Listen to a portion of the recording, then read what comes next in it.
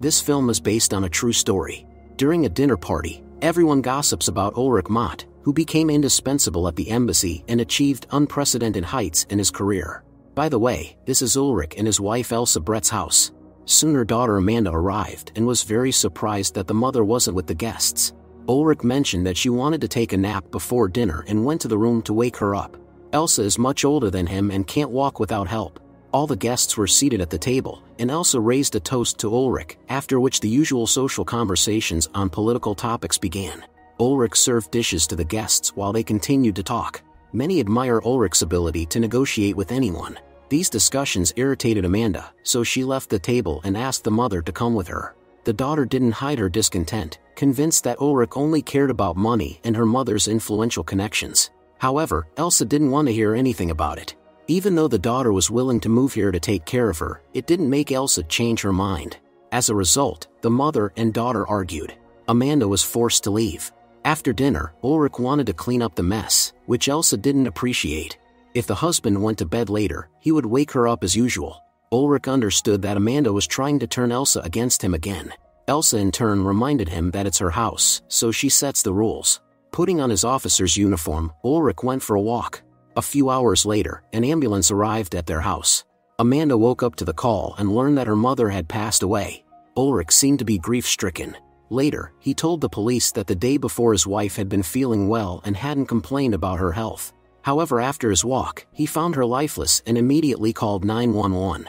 As it turned out, Elsa was 91 years old. Ulrich cried and told Amanda that they needed to be strong. Also, Ulrich offers to discuss the funeral. Next, the events take us back some time. Ulrich Mott, who is 55, is an intern in Congress. He has only been in the USA for a year and is undergoing accelerated training at the university. However, the congressman was dissatisfied with the way Ulrich was handling his duties and fired him. When the congressman left the office, Ulrich stole his pass and rushed to the White House, where an official event was taking place. Ulrich provided the congressman's pass and claimed to be his representative. The most influential people of Washington were gathered here, including Elsa Brett, a renowned journalist. Ulrich approached her and expressed admiration, lying that he worked in the White House. When Ulrich suggested having lunch together sometime, she left him her visiting card. Ulrich behaved like a true gentleman and was very gallant. Soon they met at a restaurant. Elsa was charmed by this courteous man who persistently courted her. When Ulrich asked if they would meet again, Elsa mentioned that she was married. However, Ulrich didn't seem at all embarrassed by this. He expressed hope that Elsa would change her mind. Some more time passed. Elsa's husband passed away. A wake was held in the house. Elsa deeply mourns her beloved, and the daughter supports her. Elsa remains in bed all day and doesn't answer calls. The daughter visits regularly and tries to get her out of the house, but Elsa wants nothing.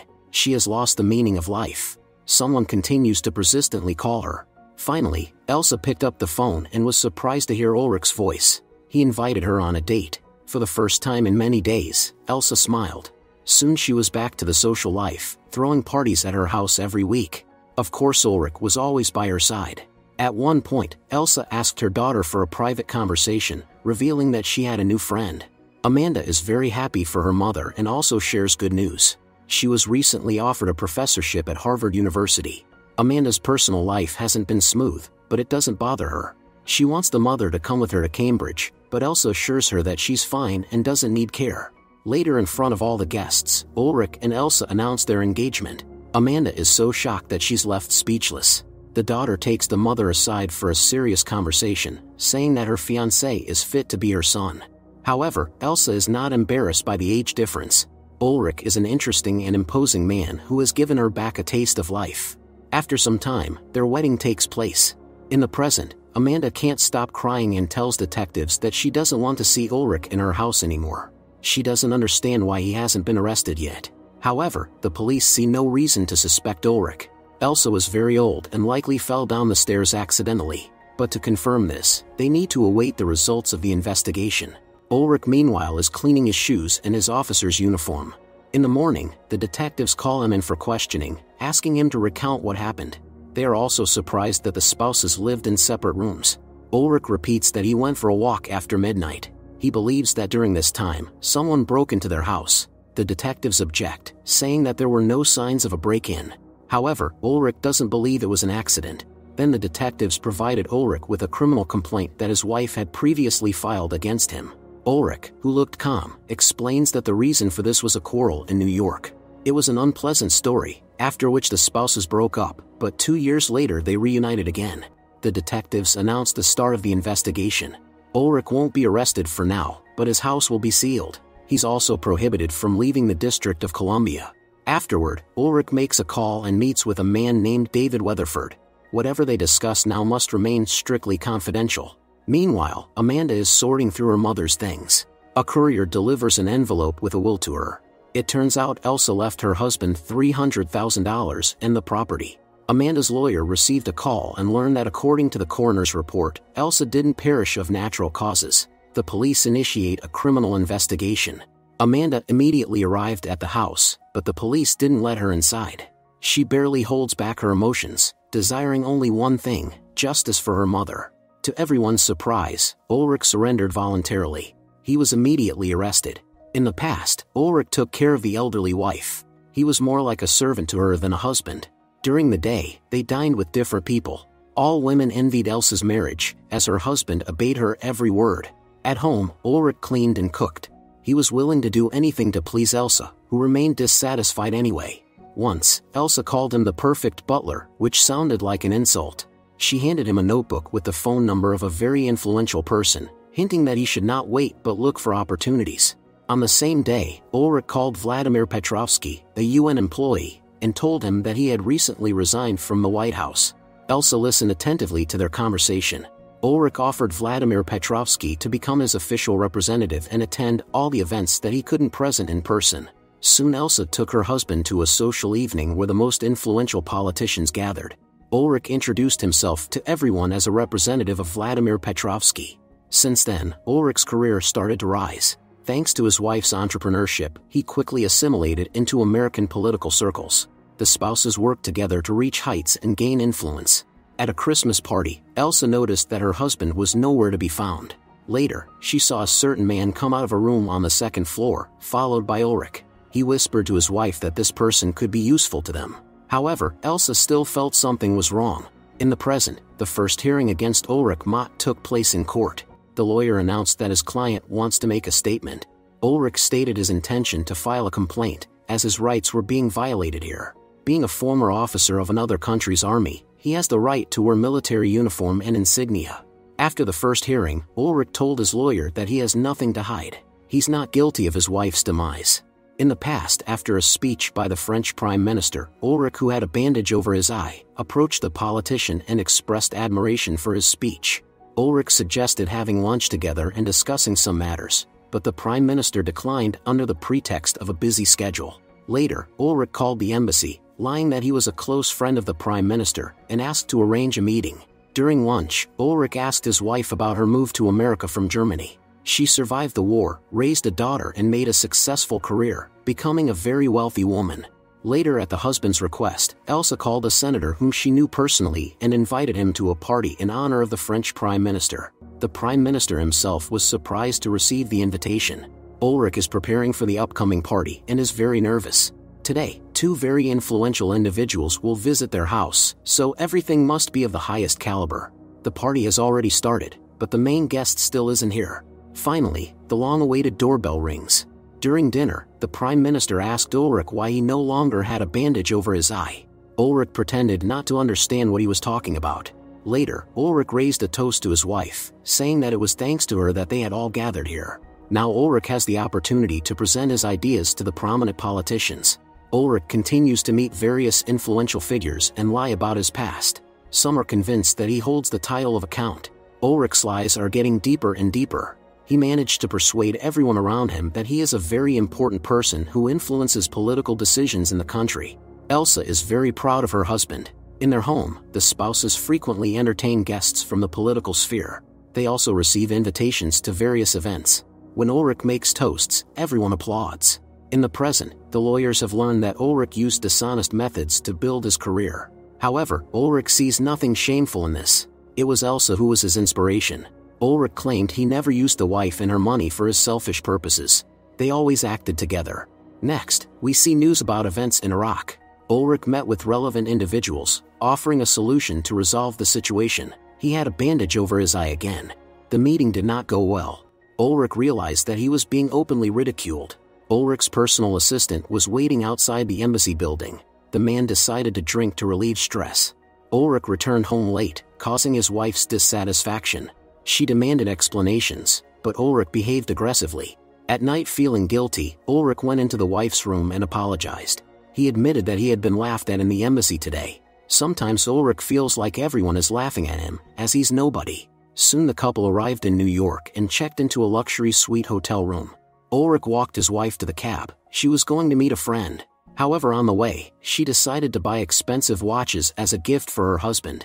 Ulrich was supposed to speak at a UN conference today, but Elsa returned to the room much earlier than planned and caught Ulrich with another man. The spouses got into a conflict. Elsa can't believe her husband is capable of such things. His friend mistook Elsa for Ulrich's mother. Elsa called Ulrich worthless and told him to leave. But Ulrich had no intention of leaving, as the room was registered in his name. This led to a rift between the couple. Elsa returned to her home and fell back into depression.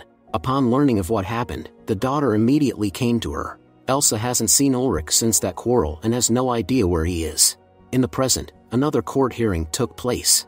It was revealed that after the incident, Elsa filed a complaint against Ulrich for kicking her out of the hotel room and insulting. It was also discovered that the order appointing Ulrich as a major general in the Iraqi army was fake, along with most of his documents. Amanda couldn't hide her gloating. Ulrich realized that it's a complete failure. The lawyers bluntly told the client that things are very bad. Currently, all evidence points to Ulrich. The situation is critical. Ulrich didn't want to involve outsiders in this matter, but there's no other choice. He asked the lawyers to communicate with Mr. David Weatherford. According to Ulrich, this person has documents that can shed light on what happened to Elsa. However, the information could be shocking and might even lead to geopolitical destabilization. As Ulrich requested, David provided the lawyers with all the necessary documents. In the past, Elsa received a call in the middle of the night. It was Ulrich who made contact for the first time in a long time. Now, Ulrich lives in a small dark space and is engaged in the most important project of his life. But without Elsa, he finds no joy in it. Receiving a letter from Ulrich, David was shocked. Apparently, Ulrich, who is in Iraq and has contacts with both leaders of the national insurgency, is single-handedly trying to stop the turmoil. All government members were on edge. No one assigned Ulrich to act on behalf of the state. It was purely his initiative. Ulrich's former personal assistant has no idea where to find him. Meanwhile, Ulrich continues to communicate with his wife regularly. One of the politicians talked to Elsa, saying the situation is very serious. But Elsa believes that Ulrich will see his diplomatic mission through to the end. The government continues to receive reports from Ulrich, who has no intention of backing down. In the present, the lawyers have reviewed the letters. This could change the case. Ulrich had many adversaries who could harm Elsa. It turns out, Ulrich sowed conflict between several rebel groups. That's how it all began. Ulrich told his lawyers that he no longer needs their services. He will represent himself now.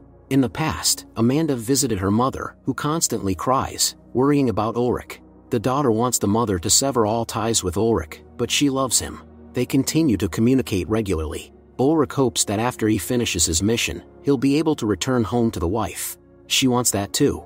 Soon the spouses reunited. Ulrich was wearing his officer's uniform. Life returned to its usual course.